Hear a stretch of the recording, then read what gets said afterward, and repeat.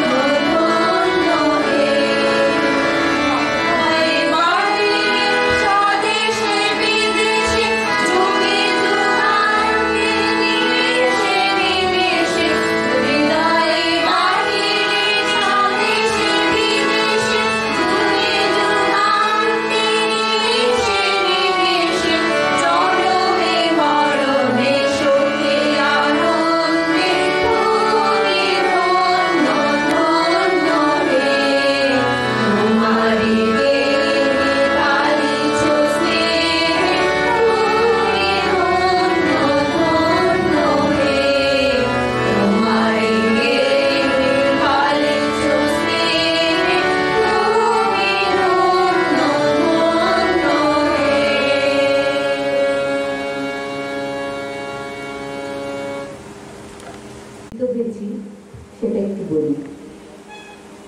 এই জায়গাটা একটা গান শেখানোর জন্যে আমরা আসতাম, আমি নবীনদার এখানে তবলা শেখাতে নেওয়া, এটা বন্দনা মিউজিক সার্কেল এই জায়গাটার নাম। আমরা খুব দুর্ভাগ্য আমাদের যেটা, সেটা হচ্ছে যে করোনার কালেতে আমরা এই বন্দনাকে, মানে আমাদের বৌদিকে, বন্দনা ঘোষ, তাকে আমরা হারিয়েছি। তো আসলে আমরা ভাবি যেটা, সেটা হচ্ছে যে একটা রবীন্দ্রনাথের একটা লাইন আছে যে হে পূর্ণ তব চরণের কাছে যাহা কিছু সব আছে আছে আছে, নাই নাই ভয় সে শুধু আমারই, মিশে দিল কাঁদি তাই। হ্যাঁ, তিনি তো থাকবেন, তিনি থাকবেন, এইভাবেই আমাদের সঙ্গে থাকবেন। আজকে এখানে আমরা যারা এসেছি তারা প্রত্যেকে তার আপনজন, ভালোবাসার মানুষ, আত্মীয় অনাত্মীয় সমস্ত মিলিয়ে তার ভালোবাসার লোকজনের আমরা মিলিত হয়েছি। আসলে একটি মানুষ যখন ঘরের মধ্যে থাকেন তখন তাকে তো আমরা চিনতে পারি না, জানতে পারি না, কিন্তু তিনি ঘরের মধ্যে থাকেন বলে অনেক মানুষ অনেক বড় বড় কাজ করতে পারেন। তেমনই একজন মানুষ হচ্ছেন বন্দনা ঘোষ, আমাদের বৌদি। তিনি ঘরের মধ্যে ছিলেন বলে আজকে আমরা নবীনদাকে পেয়েছি, যে মানুষটিকে সঙ্গীত জগতের লোকজনেরা চেনেন না এমন কেউ নেই। নবীনদা মানে নবীন চন্দ্র ঘোষ, তাকে আমরা পেয়েছি যে তার এই পাওয়াটার মধ্যে রয়েছে কিন্তু ওই বৌদির বিরাট একটা অবদান। তিনি ঘরটা সামলেছেন, তাই জন্য তাকে আমরা বাইরেতে পেয়েছি।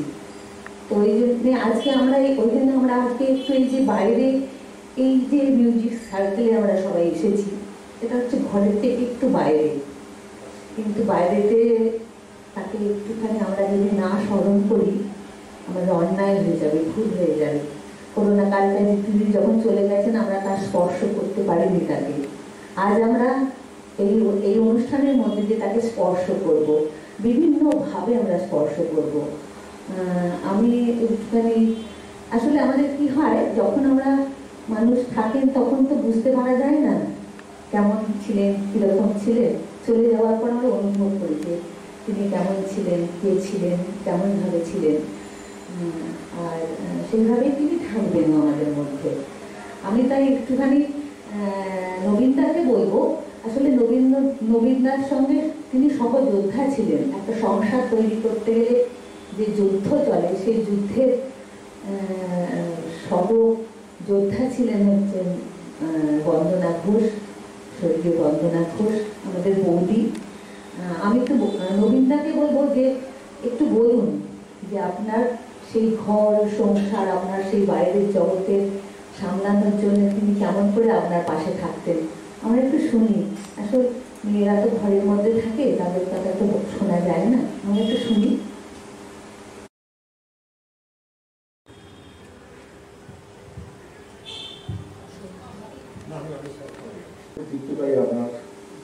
আপনি আমাকে অনুপ্রাণিত করেছেন। আজকে আমরা তাকে স্মরণ করছি। নিত্য তোমায় চিত্ত হইয়া স্মরণ করি, বিশ্ববিহীন বিজনে বসিয়া বরণ করি। বন্দনা আমার ছিলেন ফ্রেন্ড, ফিলোসফার অ্যান্ড গাইড। আমি যখনই কোনো বিপদে পড়েছি, যখনই কোনো অসুবিধায় পড়েছি, সেটা আমার প্রফেশনে হোক, সাংসারিক জীবনে হোক, বন্দনা তার স্থির চিন্তা ভাবনা দিয়ে আমাকে সঠিক পথে পথ দেখিয়েছি। আজকে যে আমি সংসারটা পেয়েছি সেটা তারই দান। আমার ছেলে, আমার মেয়ে, তাদের শিক্ষা দীক্ষা, তাদের মানুষ করা, তাদেরকে সংসার করে দেওয়া, নিজের এই যে সংস্কার দিয়ে তাদেরকে মানুষ করা, সবই তার কৃতিত্ব।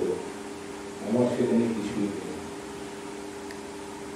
16 এপ্রিল 2021 আমার জীবনের সব থেকে বিশাল দিন। আমি কখনো ভাবতে পারিনি যে আমার ছেড়ে যাবে, এটা আমি মেনে নিতে এখনো পারি না। এখনো আমি মনে মনে ভাবি যে এটা কি আমার কর্মফল। অনেকে বলছে না, এটা ঈশ্বরের হাতি সব। তার হয়তো এই কটা দিন আমার সঙ্গে থাকার দিন ছিল, তারপর সে চলে গেছে। যাই হোক, সে যেখানেই থাক, শান্তিতে থাক, সুখে থাক, এটুকু আমি কামনা করি। আর আমি আমার বক্তব্য শেষ করবো আমার লেখা একটা কবিতা দিয়ে। তুমি ছিলে মোর সোনার গৃহিণী, তুমি ছাড়া আমি কিছুই ভাবিনি। সাথে আমার ছিলে তুমি, সবচেয়ে ধনী ছিলাম আমি।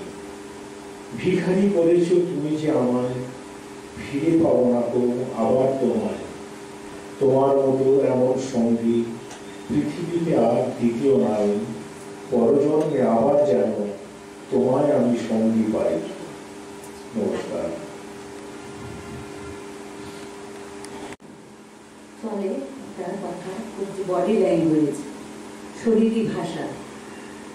তো আমি বৌদির সঙ্গে যতবার দেখা হয়েছে আমার মনে হয়েছে, সেই দেখতে দেখতে আমার মনে হয়েছে যে মানুষটার শরীর জুড়ে রয়েছে একটা মা। আমার মনে হয়েছে যে ওনার মধ্যে ভীষণ মাতৃসত্তাটা ভীষণভাবে প্রকট ছিল। তার শরীরে, মনে, সাজ পোশাক সমস্ত মধ্যে আমাদের যে সনাতনী মায়ের যে একটা রূপ, সেটা যেন বৌদির সামনে গেলে দেখতে পাওয়া যেত। আমি যার সত্যিকারের মা, আমি সাথীকে বলবো যে সাথী একটু বলুক ওর মায়ের কথা। আমার বলার মতো বলতে গেলে যে সব থেকে জীবনের প্রিয় মানুষ, কাছের মানুষকে আমি হারিয়েছি, এবং সব কিছু যার কাছে খুলে বলা যেত, বলতাম, সেই মানুষটাই আমার জীবন থেকে চলে গেছে। আর বন্ধু ছিল, মা ছিল আমার খুব ভালো বন্ধু, সব কিছু কথা যার সঙ্গে শেয়ার করা যায়। সেই মানুষটাকে খুব মিস করি। অনেক কিছু কথা থাকে যে সবাইকে বলা যায় না, মাকে বলতাম, সেটা বলার মতো আর লোক খুঁজে পাই না। আর কিছু বলছি না, একটু মাকে শ্রদ্ধা জানিয়ে একটু একটা গান করছি।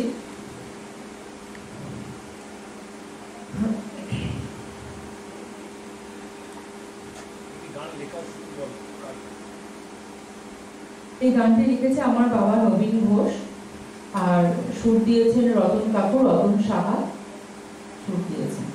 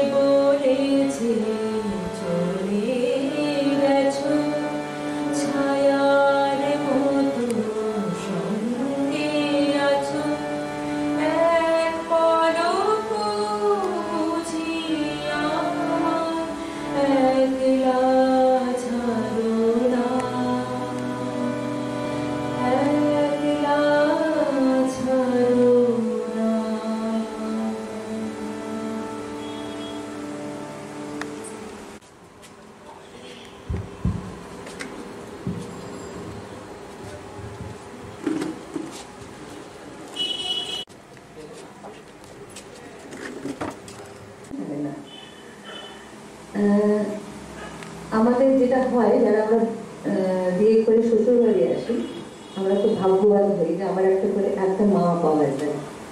তো আমরা সেই মা নিজের মা মানে গর্ভধারিণী মা আর কি, যাকে তাকে ছেড়ে এসে শ্বশুর বাড়িতে যখন পৌঁছানো হয় তখন আর একজন মাকে পাওয়া যায়। সেই মা ভীষণ আপন করে নেয়। তেমনি ভাগ্যবান হচ্ছে শিপ্রা, যে ও একটা এরকমই মা পেয়েছিল। তো আমি শিপ্রাকে বলবো ওর সেই মায়ের কথা একটু বলো। মাই আমাকে প্রথম পছন্দ করে এনেছিলেন বাড়িতে, সেরকম মায়ের ইচ্ছাতে পছন্দেতে আমি স্কুলে গান করতে আসি।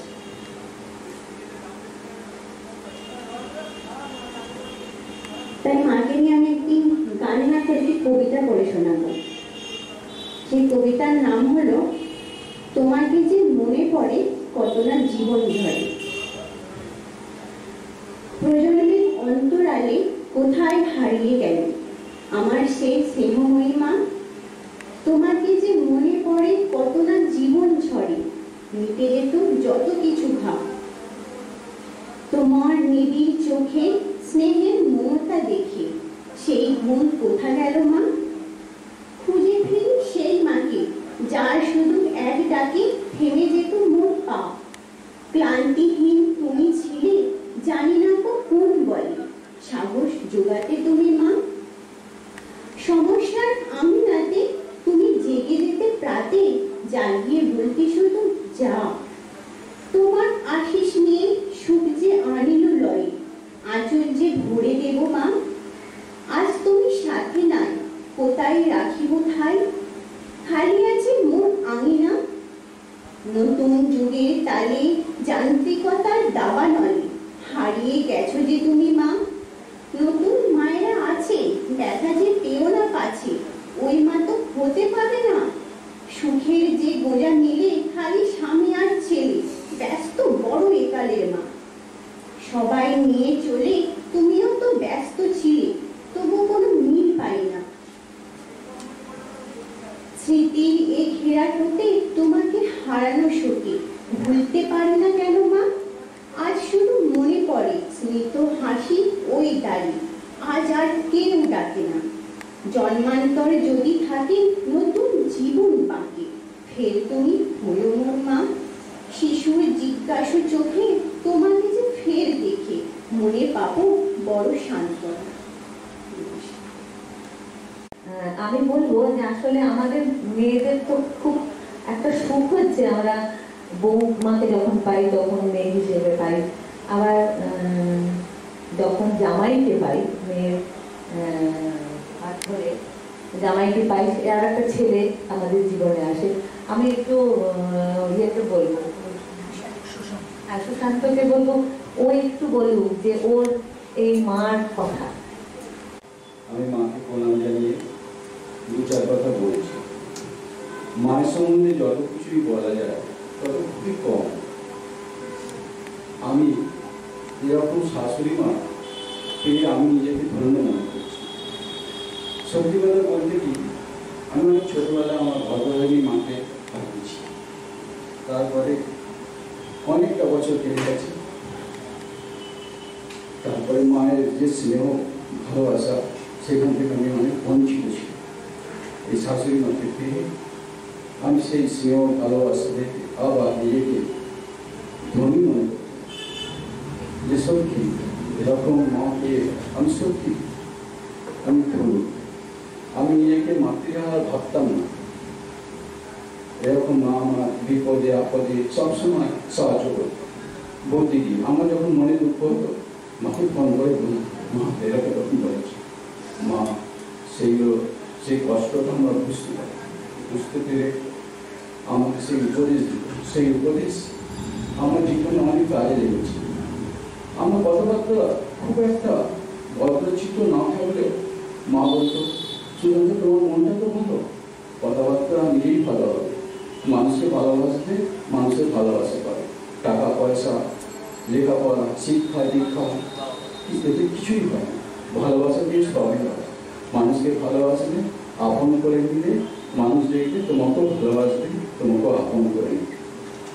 মায়ের সঙ্গে যতই বলি খুবই কম হয়।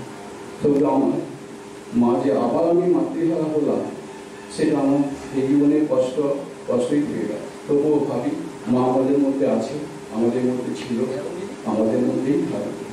মা যে চলে গেছে, আমার বড় ভাই মা যে চলে গেছে, আমার শাশুড়ি মা যে চলে গেছে, সেটা আমি কখনো মেনে নিতে পারিনি।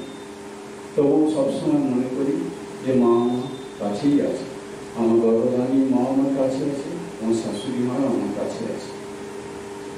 আমার ঈশ্বরের কাছে একান্ত নিবেদন, আমার শাশুড়ি মা যেন ঈশ্বরের চরণে স্থান পান, তার আত্মার শান্তি হয়, তার আমি আত্মার শান্তি কামনা করি। এই বলে আমি আমার বক্তব্য শেষ করি। সবাইকার মধ্যে একটু থাকবেন উনি, এবং ভীষণভাবেই থাকবেন এই যে পরম্পরা, উত্তরাধিকার, এই সমস্ত যে শব্দগুলো রয়েছে এগুলো তো ধারক তারাই। তেমনই বৌদির মানে বৌদির যে স্বভাব, বৌদির ব্যবহার, বৌদির যে সমস্ত গুণ সব থাকবে আমরা যার মধ্যে পাবো, সেরকমই হচ্ছে তার নাতি নাতনিরা। তো আমি এখানে তো স্নিগ্ধা আছে, স্নিগ্ধা ও একটু কিছু বলে ও গান করবে। কেন এই গানটা করবে ও একটু বলে ওই গানটা করবে। ও একটা গান করবে, সেটা কেন করবে ওই একটু বলবে।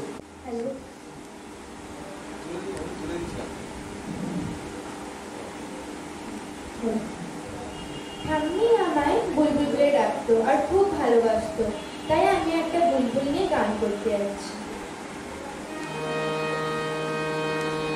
বুলবুল পাখি ময়নাটি আয়না জানা গান শুনি, বুলবুল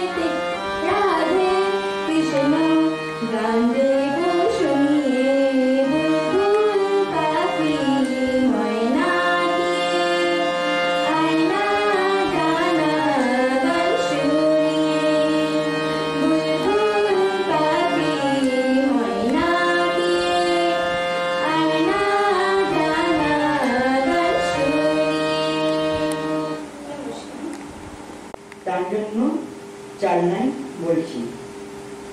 তোমার মতন এমন দিদিমা পাবো না কয়েক পৃথিবীতে, এত স্নেহ আর ভালোবাসা মাপার মতন নেই কপিতে। ধন্যবাদ। আমি তাদের বলবো যে তারা তাদের মধ্যে যদি কেউ কিভাবে বৌদিকে দেখেছেন বা কিভাবে বন্দনার দিকে দেখেছেন বা কিভাবে কাকিমা জেঠিমা যার যে সম্পর্ক এমনভাবে দেখেছেন একটু যদি বলেন। আজকের দিনটা আমাদের কাছে খুব একটা অন্য রকমের প্রাপ্তি হবে আজকের দিনে।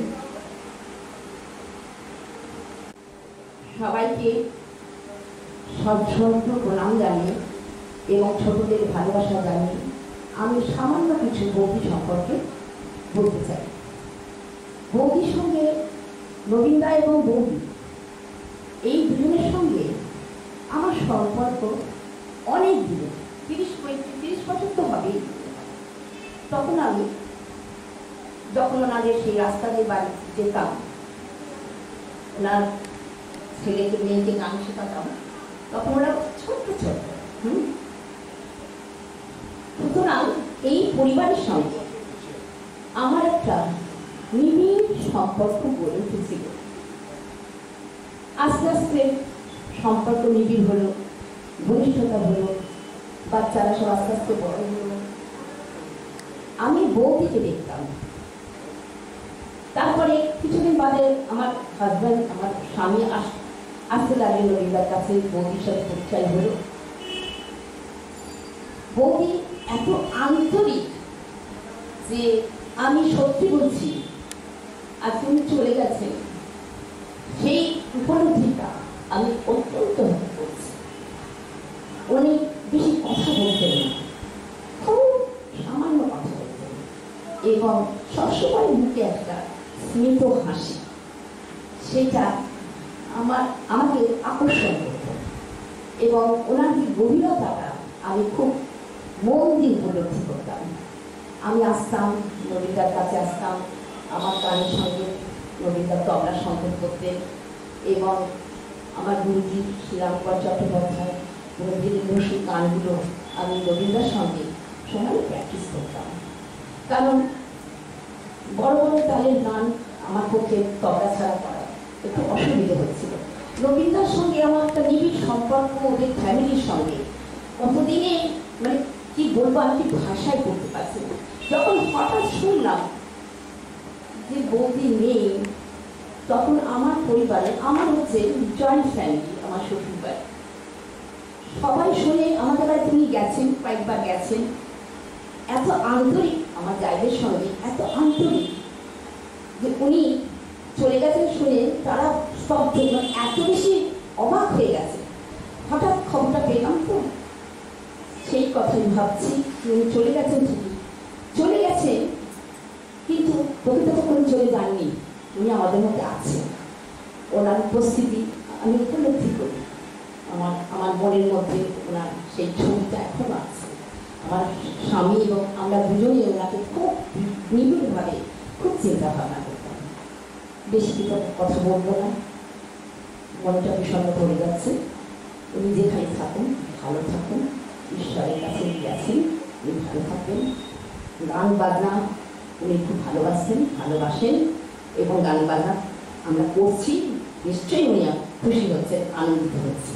এইটুকু বলে আমি আমার বক্তব্য শেষ করছি।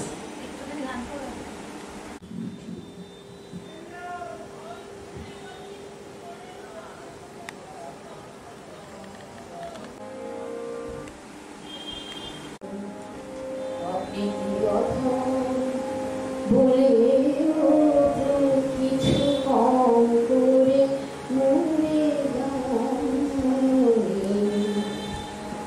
আমি অপ্রীতি অধম, বলে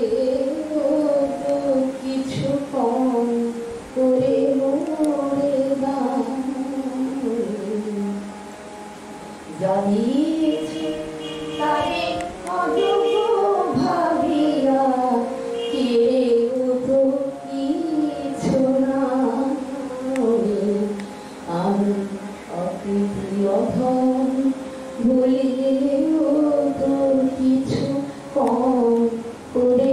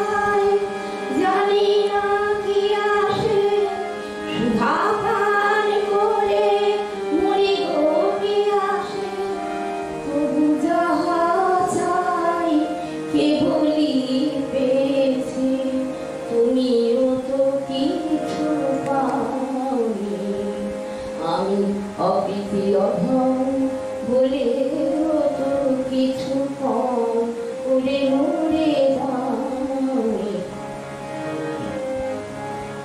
আমি ছুটিয়া বেড়াই জানি না কি আসে, সুধা পান করে মরি গোপী আসে, তবু যাহা চাই সকলই পেয়েছি, তুমিও তো কিছু পাওনি। আমি অপ্রীতি অধম বলেও তো কিছু কম করে মরে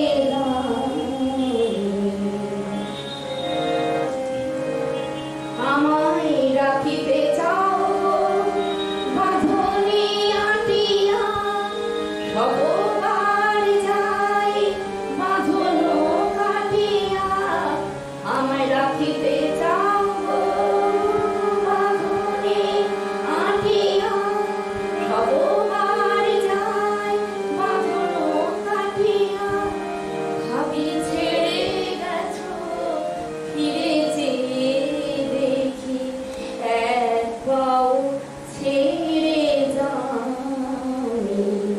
আমি অপ্রীতি অধম বলেও তো কিছু কম করে মরে যাওনি।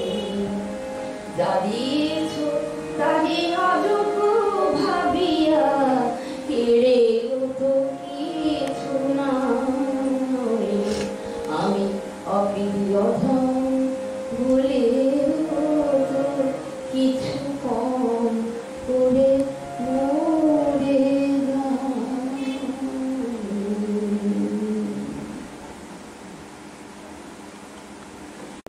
আছেন উনিও এই পরিবারের সঙ্গে অনেকদিন ধরে যুক্ত। তারপর বৌদির অনেক কথা ওনার জানা আছে, সে যদি বলেন আজকে আমাদের দিনে ভালো লাগবে।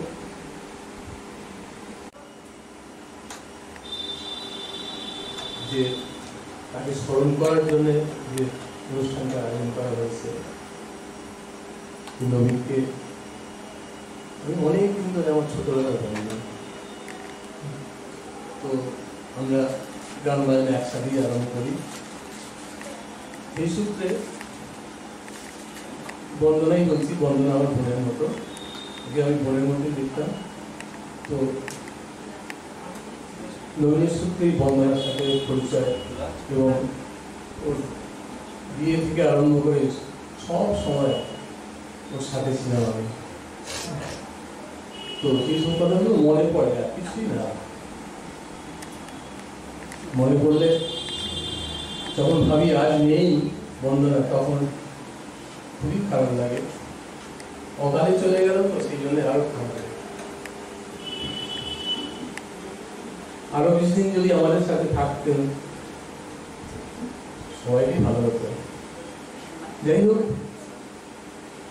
বিশেষ কিছু বলার আমার নেই, আমি গান দিয়েই তাকে একটু তাকে শ্রদ্ধা জ্ঞাপন করছি।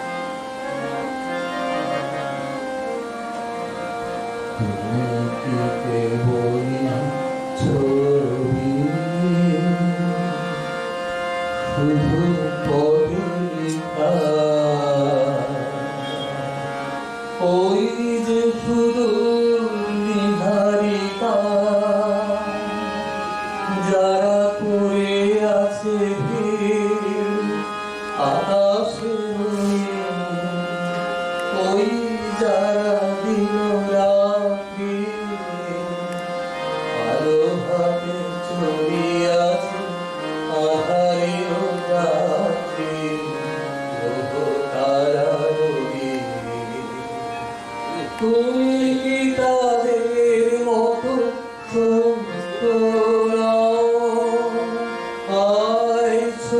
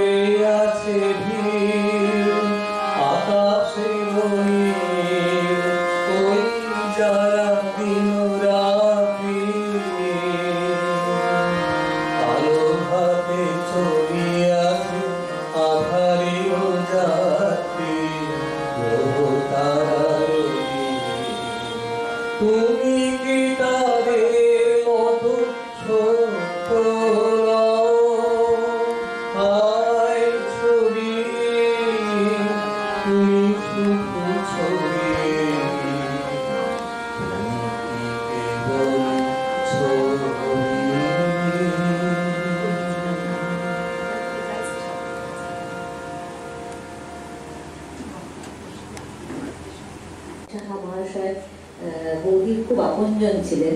তিনি আসতে পারেননি, কিন্তু একটি মেসেজ পাঠিয়ে কিছু মানুষের সম্পর্কে কিছু বলতে গেলে ভাষার দুর্নীতি, অসহায়তা বড় প্রকট হয়ে ওঠে।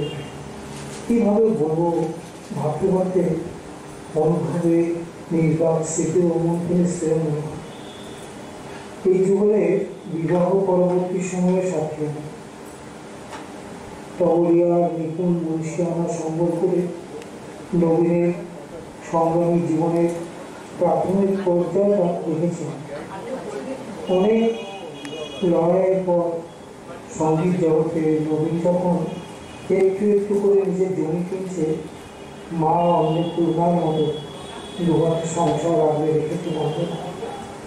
সহজ সরল ভদ্র লাজুক একটি মেয়ে কীভাবে এক পরিপূর্ণ নারীতে রূপান্তরিত হলো, এত ম্যাচুরিটি অর্জন করলো, ভেবে অবাক লাগতো আমার।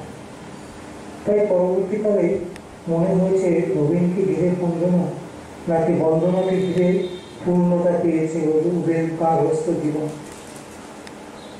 নবীন হয়তো বন্দনাকেই ধরে রাখে।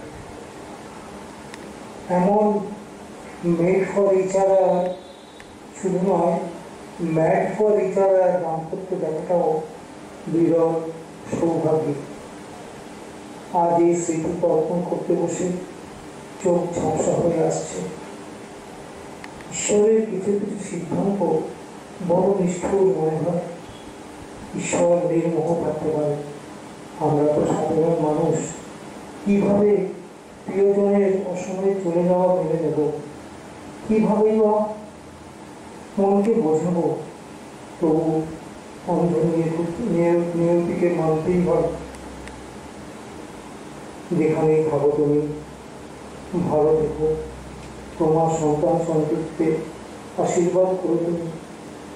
কদিনই বা এই বিরহ বিচ্ছেদ, আমরাও আসছি, দেখা হবে, অবশ্যই আবার দেখা হবে। বন্দনা ম্যাডাম।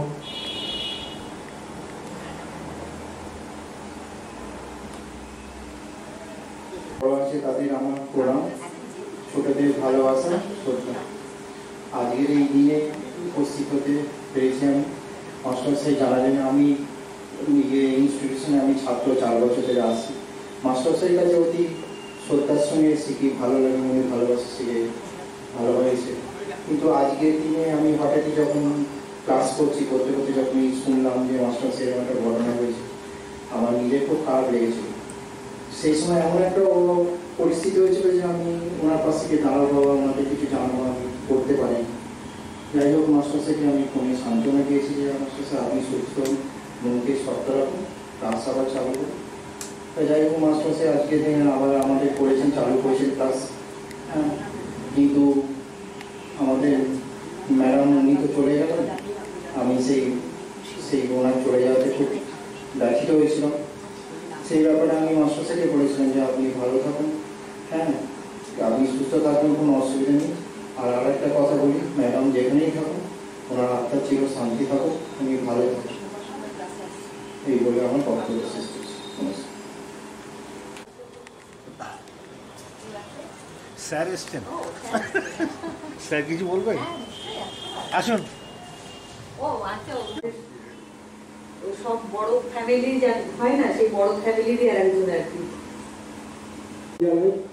উনি আজ আমাদের মধ্যে নেই, এই জন্য আমরা সত্যি খুব দুঃখিত। আমার ওনার সঙ্গে একবারই দেখা হয়েছিল।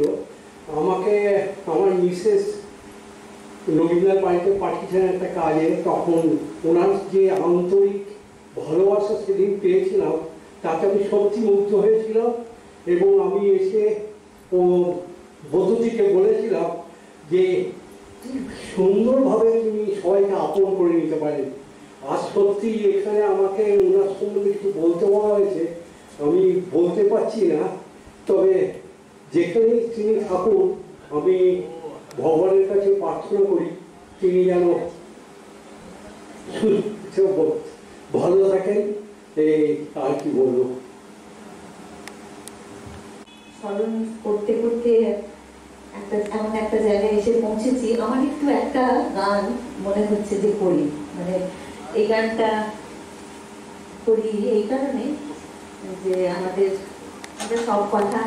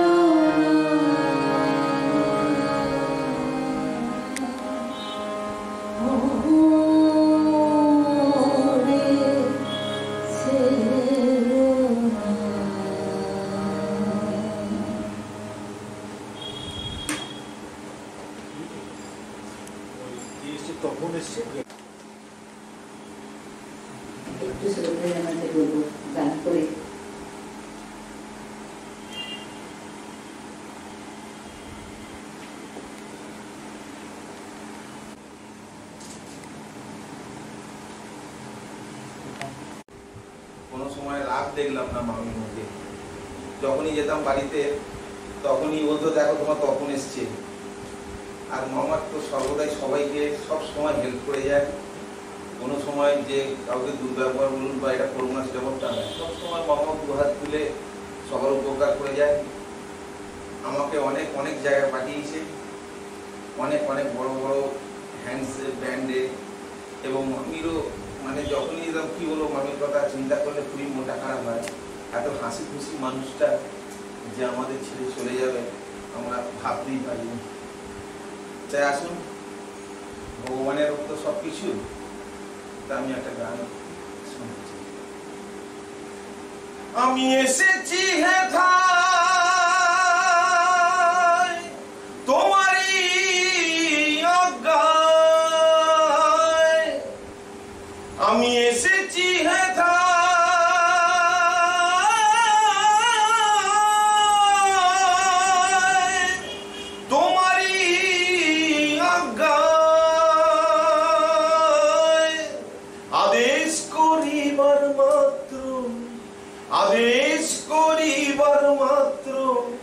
যাব চলিয়া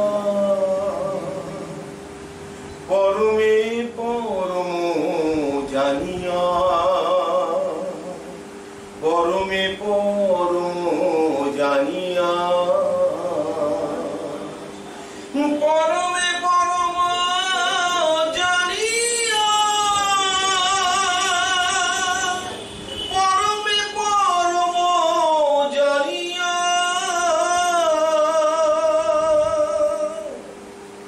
কাম ক্রোধ লোভ মোহে করি নাই কভু।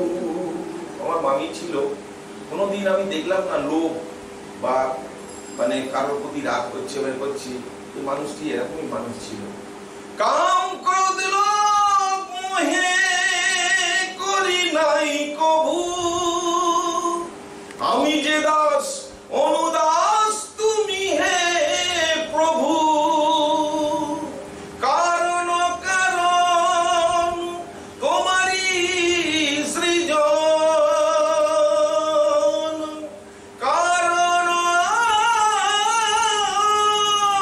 কারণ তোমারই সৃজন। আদেশ করিবার মাত্র আদেশ করিবার মাত্র যাব চলিয়া পরমে পরম জানিয়া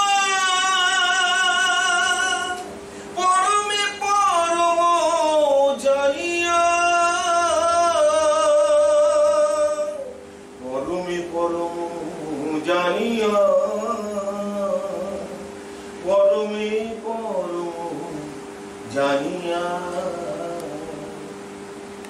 মামির প্রতি শ্রদ্ধা জানি। হলো আর এই আকুলতা নিয়েই তার কথা আজ আমরা স্মরণ করলাম, মানে আজ শুধু স্মরণ করলাম না, তাকে নিয়েই আমরা এখন থাকবো, সবাই আমরা তার কথা মনে রাখবোই, কেননা সেরকমই একজন মানুষ ছিলেন তিনি। আজকে এই স্মরণ অনুষ্ঠানটা এখানে শেষ হলো, কিন্তু স্মরণ করা তার কোনোদিনই শেষ হবে না।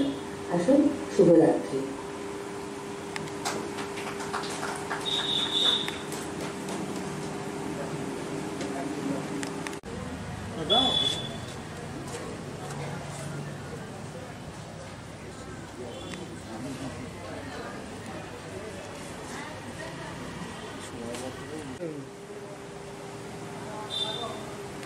ওদিকটা আগে দিন, তারপরে এদিকে দিন।